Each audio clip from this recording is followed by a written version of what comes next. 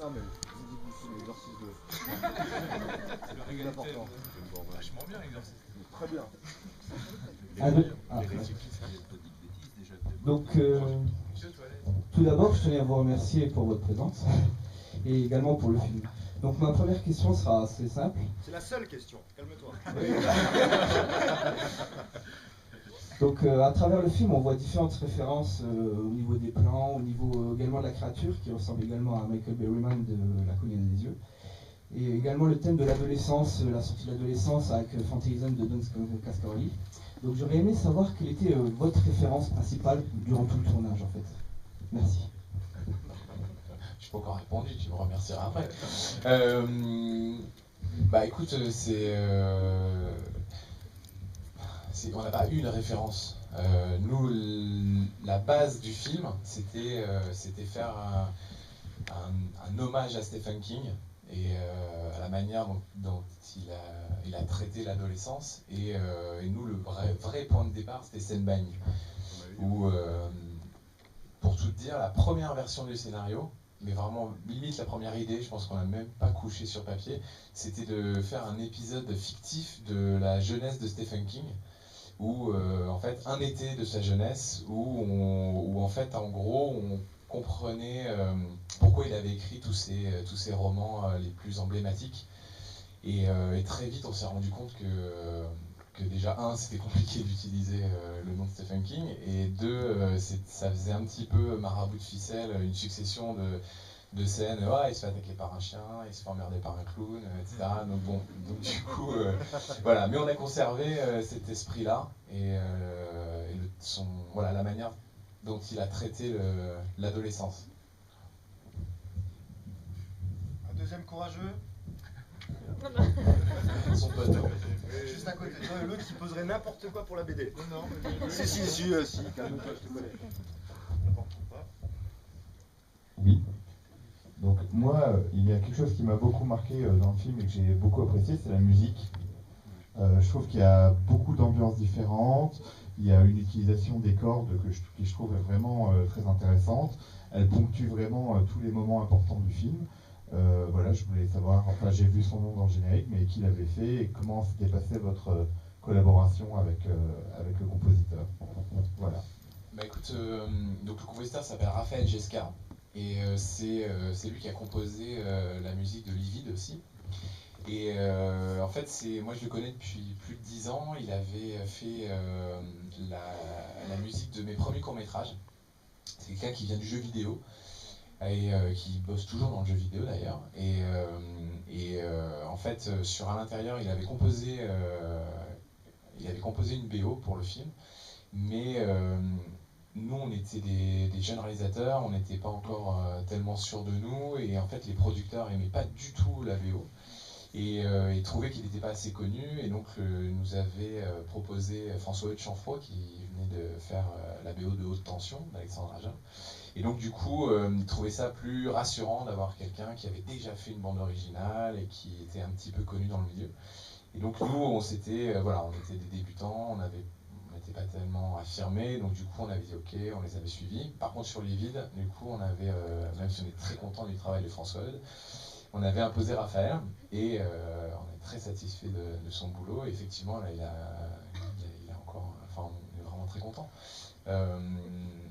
Après, la manière dont on travaille, en fait, c'est un copain, donc du coup, on échange beaucoup, et on a des références qui sont des références communes, donc c'est hyper facile. C'est-à-dire que on lui dit, là, sur telle scène, on aimerait que ça ressemble à tel film, on aimerait que ce soit dans telle énergie, dans telle ambiance, et puis il nous fait des propositions, et en fait, on travaille par bobine, donc on découpe le film toutes les 20 minutes, et donc du coup, il nous fait des propositions sur des périodes qui sont donc assez courtes, et qui nous permettent de ne pas le laisser s'embarquer dans 1h30 de film pour lui dire, non, c'est mieux que tu recommences.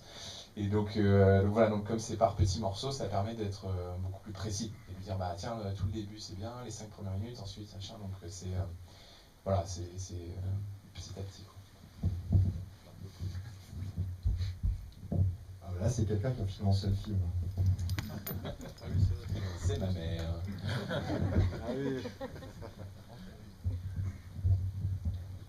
Beau fiston. Oh merde, c'est mon père. Non. Interdit. Non mais vas-y, d'accord, n'hésite pas. Tout d'abord, je tenais à vous remercier, toute l'équipe du film, même ceux qui ne sont pas là.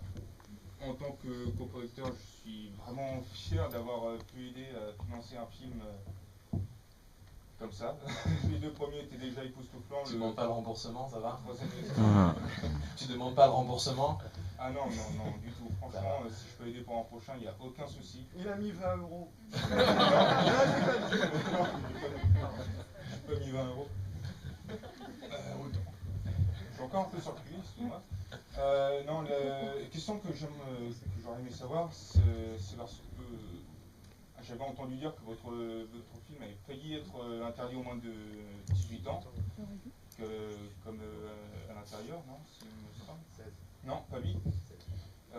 Donc j'aurais aimé savoir quels ont été les problèmes que vous aurez pu rencontrer au cours du tournage, si vous avez dû vous auto-censurer ou choses comme ça.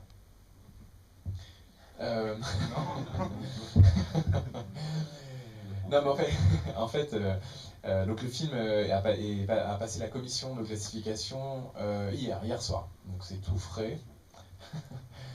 Oui, la grosse commission comme Jean-Pierre. Si le monde a le droit de le savoir. Et donc voilà, donc on est officiellement moins de 16, sans avertissement, parce qu'en fait, je ne vais pas rentrer dans le détail, mais en gros, donc en France, on n'a pas de censure comme aux États-Unis. C'est juste un avis de la commission. Sauf qu'on est obligé évidemment de le respecter, de le mentionner sur les affiches et dans toute la promotion du film. Et donc en première instance, le truc c'est qu'on peut tomber sur des collèges qui peuvent être composés de gens très divers, c'est-à-dire que ça peut être soit des associations conservatrices, ça peut être des associations de parents, ça peut être des étudiants, ça peut être n'importe qui, donc c'est un petit peu au petit bonheur la chance. Et donc nous on est passé en première instance et les conclusions étaient moins de 16 avec avertissement ou moins de 18. Et je te cache pas qu'on a été assez surpris de moins de 18 aussi, mais surtout avec les commentaires qu'ils en ont fait en disant que c'était insupportable, c'était de la torture du début à la fin. Oui, ils aiment bien faire ça avec plein de films. Je me rappelle que Martyr de Pascal Logier avait connu le même souci. Bah, lui, c'était carrément pris moins de 18, donc c'était oui, sans appel. Et donc il avait dû demander la clémence au ministre de la Culture, parce que clairement ça tue le film. C'est-à-dire que tu peux plus le diffuser ni en salle ni en télé, puisque tu es obligé de le passer sur les cases qui sont réservées aux films porno, donc c'est pas avant minuit le samedi. Enfin bon, bref, c'est commercialement c'est terrible de se prendre à moins de 18. Donc voilà, en fait, c'est toujours très, très étrange cette classification. Il y a des films qui passent au travers, on ne sait pas comment. Je ne sais pas, pour ceux qui ont vu Rambo 4 par exemple, John Rambo, qui a été interdit au moins de 12 ans, alors que c'est un des pires films qui a été produit ces dernières années en termes de violence graphique. On voit des enfants se faire brûler vifs, des gens se faire éventrer face caméra, enfin bon bref. Mais c'est pour la bonne cause. Mais voilà, mais c'est la guerre, donc du coup ça légitime tout et donc on peut tout voir. Donc voilà, après sur la question sur s'auto-censurer, non, enfin nous enfin, pour ceux qui ont vu nos autres films, on s'auto-censure. Mais Julien, le film est quand même moins graphique que les précédents. Par exemple, il y a beaucoup de mises à mort qui sont faites hors champ. Ouais, mais il y en a plein champs. Ah bah oui, bien sûr, oui. Il y a quand même une volonté de ta part, enfin de votre part, de le rendre un poil plus accessible que les précédents. J'en viens. Ouais. Pas particulièrement, mais... Ah non, non, en fait, tout simplement, on voulait... c'était juste dans l'histoire qu'on voulait raconter. C'est-à-dire qu'on avait envie de laisser planer le doute sur ce qui s'était passé avec les enfants. Donc forcément, ça passe par du hors-champ, par l'ellipse, et donc voilà, donc ça fonctionne ou ça fonctionne pas, mais en tout cas, le but c'était pas de s'auto-censurer, c'était pas Parce qu'il y a plein de gens, effectivement, tu vois, qui se sont dit ça, mais ça faisait aussi partie de la démarche. C'est-à-dire qu'on s'est dit, on est attendu au tournant comme des gros viandards avec Alex, des mecs qui aiment vraiment le gore et en montrer plein l'écran. Donc on s'est dit, bah tiens, essayons de faire aussi un petit contre-pied. Mais vous justifiez quand même votre réputation dans la première séquence, qui est quand même d'une violence assez prononcée quand même. Hein. C'est pour ça, après, c'est un peu plus calme. Ça revient avec le pied. C'est comme ça dans toutes les familles. Une bonne séquence de fétichistes. D'ailleurs, est-ce que c'est ton pied, Fabien? Est-ce qu'il a voulu le mettre dans sa bouche? Est-ce qu'on peut tout dire? On est entre nous. Voilà. Alors non, c'est vrai qu'à l'image, ça fonctionne super bien. On a vraiment l'impression que c'est un vrai pied, que c'est mon pied. Moi j'avais suggéré qu'on utilise mon pied, mais en fait c'est une prothèse. Voilà. Non mais j'ai tout dit, on a dit qu'on était entre nous, non? Ah voilà. Et donc non, c'est une prothèse, mais c'est vrai que je m'approche quand même très près du bord. Enfin, c'est ce que Alex et Julien voulaient. Et puis après, bon, ben voilà, ça cut et... C'est la seule prothèse du film? J'en étais sûr qu'elle allait arriver, celle-là. Il est temps de prouver à c'est maintenant? Non, il y en a d'autres, J'ai une question par ici. Il faut dire que vous ne laissez pas tellement le temps au spectateur de souffler. Hein. Du début jusqu'à la fin, c'est du hard-boiled, très dur à digérer. Et bon, c'est sûr, c'est voulu, mais un petit moment pour souffler dans la barque ou quand le couple fait l'amour ou quand ça fait pas de mal non plus. Hein.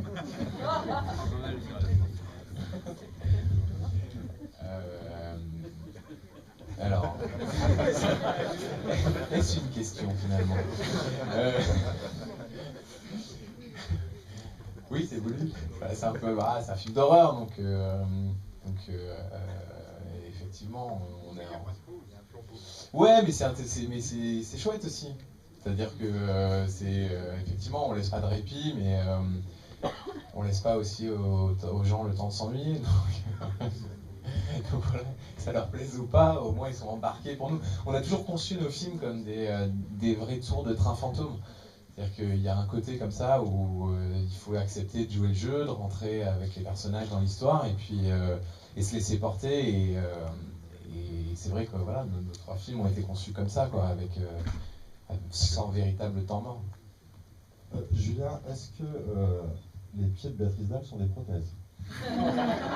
Allez, est-ce que quelqu'un a une question? Est-ce que quelqu'un a une question? Georges Tron, il n'est pas d'ici. Qu'est-ce qui se passe? Vous avez quoi avec les pieds? C'est parti. J'espère qu'elle est intéressante, en tout cas meilleure que la mienne.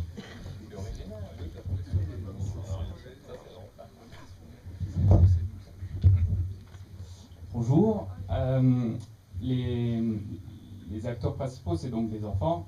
Je voulais savoir comment s'était passé le casting, si c'était compliqué, parce que c'est compliqué les enfants, de tourner déjà avec les enfants, mais dans un film de genre, en plus, est-ce qu'il n'y a pas eu justement, on va dire, des premiers accords, et finalement les parents qui ont lu le scénario et après ils se sont dit « Oh non, c'est pas possible ». Enfin, est-ce qu'il y a eu des problèmes comme ça, ou alors c'était finalement facile et évident?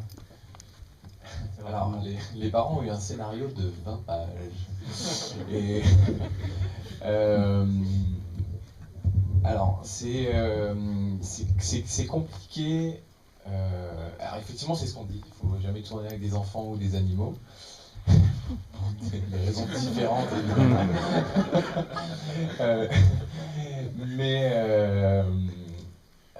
Surtout pas dans le même film. Hein. On a fait les deux. Parce que là, l'interdiction moins de 18, t'en dis, tu le sors pas le film. C'est pire que nous. Ouais, donc ouais, en fait, non, c'était compliqué parce que c'est très réglementé de tourner avec des mineurs. Donc la DAS veille au grain, donc il faut respecter des temps de tournage qui sont très courts. Surtout quand il y a du maquillage, et donc tout est pris en compte. Donc on a un certain nombre d'heures de tournage par jour, et dans ces heures de tournage sont prises en compte les déplacements, le maquillage, le démaquillage, le déplacement retour, donc ça fait très peu de temps de tournage à l'arrivée. Heureusement on était en Bulgarie, donc loin des yeux de la DAS, et donc on a pu les maltraiter à loisir. Non, plus sérieusement, en fait, ces trois ados ont des carrières plus longues que mon bras, et en fait, c'est des vrais professionnels, les trois. Mais vraiment, ils n'arrêtent pas de tourner, là, ils sont tous en tournage, là, en ce moment, et ils sont demandés de partout, ils vont jamais en cours. Et donc voilà, donc le côté contraignant, c'était ça, c'était de respecter les horaires et de ne pas tourner la nuit par exemple, donc ça a été très difficile, notamment avec le bébé, enfin ça a été très compliqué. Et puis les cours aussi, parce qu'il y en avait 2 sur 3 qui passaient le brevet des collèges. Donc il fallait leur donner des cours à Sofia, en Bulgarie, enfin bon, c'était un peu... Et puis il y a un nain qui a eu la bonne idée de muer entre le tournage et la post-synchronisation. Donc la post-synchro, pour ceux qui ne savent pas, c'est on refait certains dialogues du film une fois que le film est tourné. Des dialogues qui ont mal été enregistrés ou alors qu'on ne comprend pas très bien. Donc, alors heureusement, bon, j'espère que vous n'avez pas fait trop attention, mais voilà, il y a certains moments où c'était un peu compliqué. Hé les gars, donc c'est un petit peu dur, mais non, voilà. Mais après, sinon, dans le tournage en lui-même, c'était un vrai bonheur. C'est-à-dire qu'ils sont plus professionnels que nous, quoi. Et en plus, voilà, c'est des gamins, donc ils ont envie d'apprendre, ils sont tout le temps, ils ont soif de nouvelles expériences, et ils sont hyper motivés, ils sont jamais fatigués, enfin c'est très chouette quoi. Et puis il y a un côté colonie de vacances, en plus on était à l'étranger, donc loin des parents, donc c'était vraiment très agréable quoi. Alors, pendant le tournage, ils avaient entre 14-15 ans quoi. Le plus jeune avait 14, enfin après si on prend Silwell qui avait 8 ans, la petite fille, ou le bébé qui avait quelques mois. Mais ouais, le plus... On a pu faire tout ce qu'on voulait. Hein. Julien, tu parlais de bestioles, d'animaux. On a regardé le travail de Grégory dans le lobby, et il y a une scène avec un chien. Oui. Qu'est-ce qui s'est passé? Pourquoi cette scène ne figure pas dans le film? Et ensuite on parlera du travail de Grégory. C'est le micro à la production.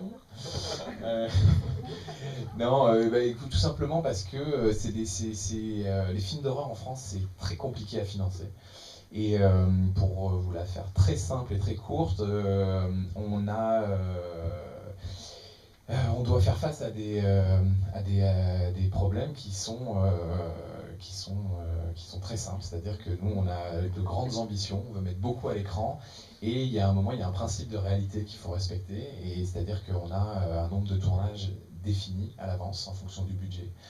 Et il faut faire des choix. Et donc, du coup, les choix sont très rapides, en ce sens qu'avec Alexandre, évidemment, on privilégie ce qui va servir l'histoire, la narration, et tout ce qui est périphérique et qu'on sait qu'il va nous coûter du temps et de l'argent passe malheureusement à la trappe. Et donc les scènes avec le chien, c'est comme on disait tout à l'heure, avec les animaux c'est très compliqué, on sait que c'est très aléatoire, et on voulait pas prendre le risque de se retrouver le jour du tournage avec un chien qui veut pas faire ce qu'on lui demande, avec le dresseur qui arrive pas, et donc à perdre du temps, et puis ça demande des doublures, des cascades, enfin ça devient beaucoup plus compliqué tout de suite. Quelque part, si on n'a pas cette scène avec le chien, c'est la faute à Jean-Pierre. Moi j'ai un chien qui joue très bien, qui joue dans Super 8 Madness. C'est un documentaire sur... je parle de mes films en même temps. Super 8 Madness, donc, qui retrace un petit peu notre aventure des 6 festivals du fantastique Super 8 que j'organisais à l'époque où je travaillais à Memphis, c'est bien loin tout ça. Et donc, mon chien, qui s'appelle Biscuit, ouvre la... Bah si, pourquoi c'est pas drôle. J'en ai un autre qui s'appelle Haribo, si vous le savez. Alors, Biscuit, donc, qui est un Golden Retriever, ouvre la porte au héros du film. Et il joue très bien. Il cabotine un peu par endroits, mais il joue très bien. Donc pas de problème. Je pouvais te prêter mon chien, mais il est cher. Hein. Ah, il tourne pas pour rien. Je te repasse Là, on est entre nous, on a parlé du Fabius de Fabrice. De Fabien. Le truc, est-ce que... Non, Fabrice Lambeau. Non, c'est Fabrice Lambeau. Fabien, voilà. Est-ce qu'on peut parler un peu du budget du film ou est-ce que vaut mieux éviter? Bah non, en fait, je sais pas si tu veux des chiffres précis, moi je les ai pas personnellement, mais Jean-Pierre les a. et Jean-Pierre refuse de communiquer là-dessus. Mais non, en fait, bah, c'est grosso modo la même enveloppe que tous les films d'horreur français de ces dernières années, à peu près quoi. Et oui, mais bah, contrairement aux films d'horreur français, celui-ci a une photographie qui cogne. Celui-ci a vraiment une belle photographie, une bande-son qui sort un petit peu de la musique synthétique qu'on a le droit dans tous les films d'horreur et tout ça. Il y a un vrai travail technique sur celui-ci. Il y a des bandes grues, c'est quand même bien foutu. Ouais, parce que en fait, on évolue aussi en fait avec Alexandre en tant que cinéaste, donc c'est un 3e long métrage et c'est vrai qu'on a envie, de tenter des choses, on a envie, puis surtout, nous on n'est pas adeptes des films ultra violents avec une image crade, avec du grain, une caméra portée, quelque chose de très comment dire, viscéral, enfin une image tu vois, qui colle à son sujet. Nous on est plutôt partisans de l'inverse, de faire quelque chose de très cinématographique et de raconter les pires horreurs mais d'une belle manière. Et donc là on s'est retrouvé face à des gros soucis qui étaient ce tournage très resserré. Donc on avait 28 jours de tournage et énormément de choses à tourner, mais on n'a jamais voulu sacrifier justement notre mise en scène. On s'est dit tant pis si il y a des plans qui prennent plus de temps à mettre en place. On voulait des mouvements de grue parce qu'on savait que ça allait servir le propos. Donc voilà, les mouvements sont pas parfaits parce qu'on pouvait pas les refaire plusieurs fois, donc ça bouge un petit peu, ça branle, c'est un petit peu de traviole. C'est les grues bulgares, mais voilà, les plans sont là et on a.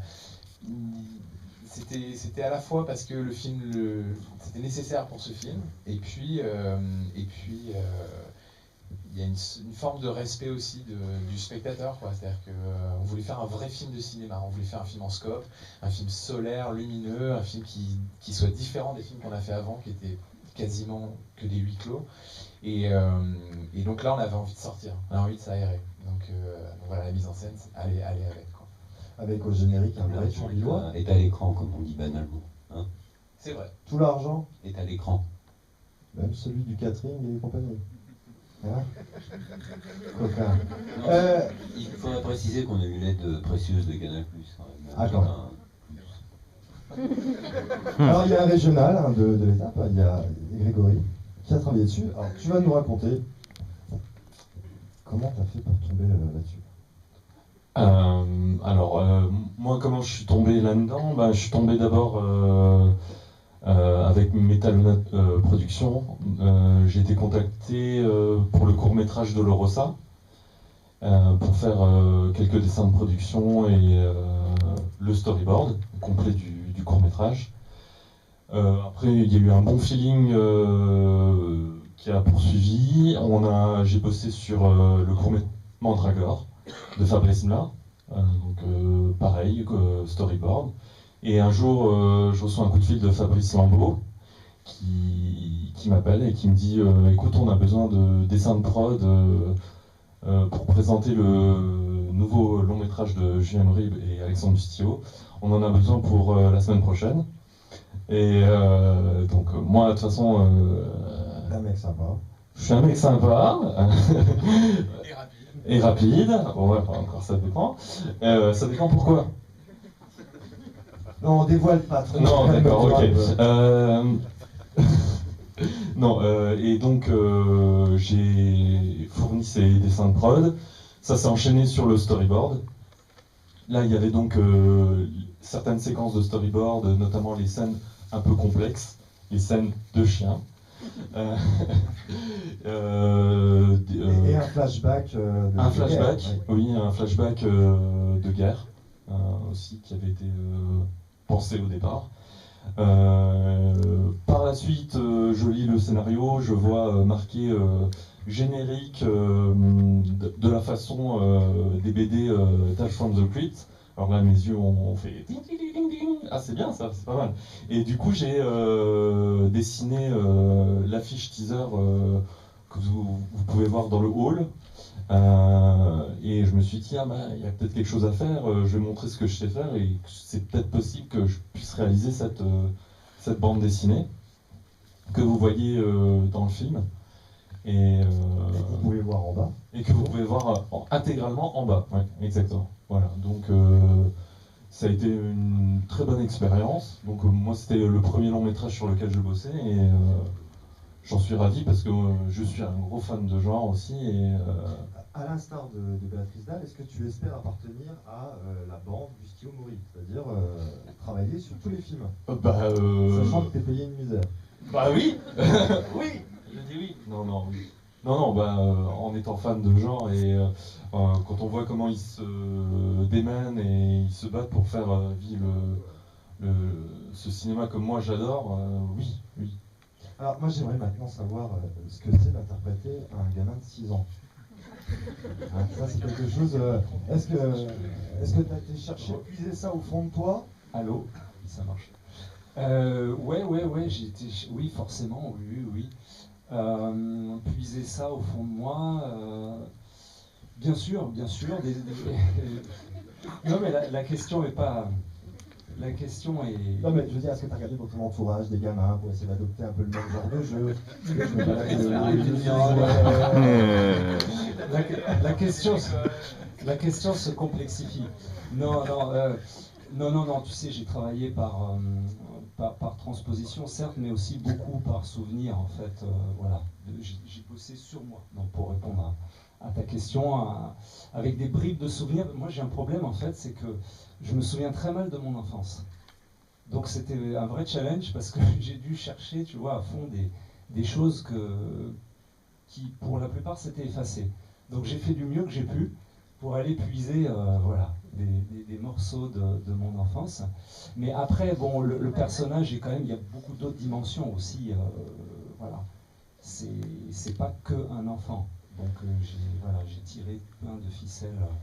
Enfin, on a tiré des ficelles avec Julien et Alexandre tout le temps pour trouver la bonne note, quoi, en fait. Parce que toutes les scènes, en fait, sont très différentes.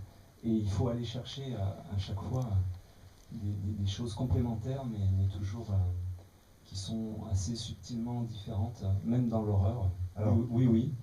Ce qu'il dira pas, s'il est trop modeste, c'est que c'est un acteur, il va le chercher, ça vient pas comme ça. D'ailleurs, on le voit évoluer, c'est lui, puis tout d'un coup, c'est plus tout à fait lui, et puis c'est plus du tout lui. Et je crois qu'il faut l'humanité, comme je disais tout à l'heure, pour aller chercher cette inhumanité. Ça s'appelle aussi du talent, tout simplement. Je crois qu'on peut applaudir quand même ce talent. Merci à vous. Merci beaucoup à vous, ça me fait beaucoup. Merci Jean-Pierre. J'espère que tu ne seras pas cantonné à ce genre de rôle. Tout sur une voiture, sur une table, voilà. Alors, il y a une question, parce que moi, il y a une scène dans laquelle tu apparais. C'est quand tu passes par le truc pour le chat, là. La chatière. Voilà. Est-ce que tu as été doublé pour cette cascade? Non, du tout, j'ai tout fait moi-même. Non, mais le truc, c'est que ça m'a fait penser à Eugene Tooms dans X-Files. Alors, est-ce que c'est le cas, Julien? T'es fort un peu pour dénicher nos références. Déjà, Atta, tout à l'heure, il m'a fait ouais. Oui, exactement. Bah ouais. Et Eugene Tooms a été un épisode qui nous a frappé avec Alex et ouais, ça nous a carrément influencé parce que ce mec qui se démembre et qui passe par un truc de souris alors qu'il fait 2 mètres, ça nous avait terrifié quand on était ado. Et pour la petite anecdote, c'est pas une chatière, c'est une chientière. Et parce qu'évidemment. Attends, elle a perdu son chat dans le. Bah oui, mais c'est du cinéma. Ah oui, c'est vrai. D'ailleurs, Julien, je veux pas casser le délire. Mais quand j'ai regardé le film à midi, il y a une question que je me suis posée. J'espère que ça va pas te mettre dans l'embarras. Que les méchants tous retrouver la trace d'un des gamins parce que sa frangine a perdu une feuille avec l'adresse, le numéro de téléphone et tout. Ok. Mais les deux autres. C'est chiant. C'est la licence politique. Bon, bah, merci à tous. Cinéma. Non, mais oui, bah, évidemment, c'est un truc sur lequel on a décidé délibérément de s'asseoir avec Alex. Fallait dire qu'il y avait une scène coupée ou je sais pas. Ah oui, un storyboard de Grey. Budget, production. Non, écoute, pour tout te dire, il y avait un truc qui était un peu compliqué au scénario et qu'on a failli tourner. Jusqu'au moment de le tourner, c'était prévu. Et en fait, on a décidé sur le plateau de ne pas le faire. Où en fait ils se parlaient entre eux, ils s'appelaient au téléphone et ça nous a paru très lourdingue. Et on s'est dit, si les gens sont happés par l'histoire, oui, moi je cherchais la petite bête. Ils feront fi de ce détail. Mais t'as raison. Oui, non, mais c'est pas. Voilà, c'est. non, mais c'est vrai, je n'étais pas le premier, mais oui, c'est une erreur. Une petite. Mais qu'on a décidé d'assumer. Non, mais en plus, ça rend bien. Non, mais non, mais ça va. J'adorais. Emmanuel, toi, en tant que distributeur, donc ta mission est de placer le film dans toutes les salles. Est-ce que tu as des espérances vis-à-vis de celui-ci à quel public il s'adresse? Par exemple, le mois dernier, dans le cadre des Libis, on a passé Dark Touch, qui est plutôt bon, mais s'adresse à un public. Non, mais c'est plutôt un public, pas trop un public jeune, on va dire. Hein, t'as vite fait de décrocher quand t'es. Hein, c'est quand même pas nerveux, c'est un petit peu autorisant et tout ça, donc je pense qu'il se trompe de cible. Là, pour Aux Yeux du Vivant, vous visez quel public? En fait, nous, la sortie du film, on doit résoudre beaucoup de problèmes en fait. Le premier, c'est que c'est interdit au moins de 16 ans, et forcément, ça nous. Il y a des réseaux de salles qui ne prennent pas ce genre de film déjà. Quel que soit le film, moins de 16 ans, c'est drastique, c'est non. Il faut dire que maintenant, depuis plus d'une dizaine d'années, il y a entre 15 et 25 films qui sortent tous les mercredis. Donc quand vous allez voir Monsieur UGC, Monsieur Gaumont, vous arrivez avec votre petit film, interdit au moins de 16, bon bah voilà, c'est bon. De toute façon, c'est pas celui-là que je vais sortir, quoi. Donc déjà, il faut arriver à attirer. Il faut arriver. Moi, mon boulot, c'est de mettre le film dans les salles. Et en choisissant, a priori, les meilleures salles. C'est-à-dire que un film comme celui-là, par exemple, je ne vais pas le mettre dans une salle, j'allais dire arrêt-essai. C'est quel cas ici, mais dans une salle arrêt-essai à Paris, par exemple, dans le quartier latin. Parce que qui sera fréquenté par des personnes plus âgées ou des trucs comme ça. C'est le cas ici. Hein. Voilà.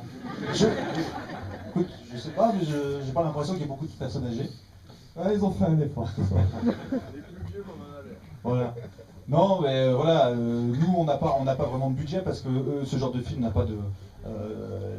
Le box-office de ces films, quand ils sont français, en fait, le deuxième problème qu'on a, c'est que c'est un film français en fait. Et par exemple, Paranormal Activity, tous ces films-là de genre américain, curieusement, marchent beaucoup mieux qu'un film de genre français, voilà, qui est parlé en français. Le film est déjà vendu à l'étranger? Je pense que oui. Enfin, je sais pas ce que je sais que à l'intérieur il y avait eu un remontage US avec une petite séquence qui avait été supprimée, c'est ça? Est-ce que vous refaites un doublage pour le film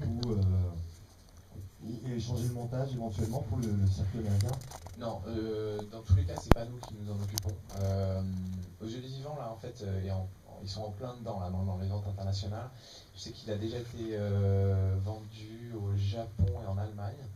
Et en fait, le gros des ventes va se faire à Cannes, donc au marché. Mais c'est des films qui fonctionnent très bien à l'international. Et autant, voilà, nul n'est prophète en son pays, autant en France, tout le monde s'en fout poliment. Autant, par exemple, aux États-Unis, donc j'y étais, tu vois, il y a 2 semaines pour l'avant-première d'Aux Yeux des Vivants, donc j'étais à Austin, au Texas, et c'est incroyable. Enfin, on est là-bas, on est des rockstars, quoi. C'est les mecs à l'intérieur, waouh, il y a un truc, la French Touch, c'est les mecs, vous êtes libres, vous faites des trucs de fou, des trucs qu'on pourrait jamais faire ici. Ça fait des femmes enceintes. Non mais voilà, mais typiquement, c'est des trucs qui leur paraissent extrêmement subversifs. Et des gamins qui fument. Et des gamins qui fument, et un mec à poil avec un micro-pénis, et donc, non mais voilà, donc il y a un côté de subversion qui est ressenti de manière très forte là-bas, et donc c'est des films qui se vendent très bien. À l'intérieur a été vendu dans 35 pays, et en fait les remontages, c'est uniquement du fait des exploitants locaux. C'est-à-dire qu'on a eu droit à ça de mémoire, il y a juste aux États-Unis où ils ont sorti 2 versions, la version cut et uncut, et en Allemagne, bizarrement, où ils ont carrément fait une version super soft. Alors qu'on pourrait croire les Allemands assez débridés sur la violence. Un moyen métrage. Et surtout à l'intérieur qui faisait 1h20, donc mais ça faisait 1 heure. Mais voilà, mais sinon, non, c'est pas nous du tout qui nous en occupons, ni des doublages. Nous, on gère juste les sous-titres. Donc là, je vais vous inviter à rejoindre le lobby où nos invités se feront un plaisir de vous signer vos DVD que vous avez ramenés, Libby et compagnie. Voilà. Et je tiens à vous remercier d'être venus ce soir, de nous avoir éclairés. Et je souhaiterais qu'on les applaudisse encore une fois. Merci à vous. Et allons voir les plateaux.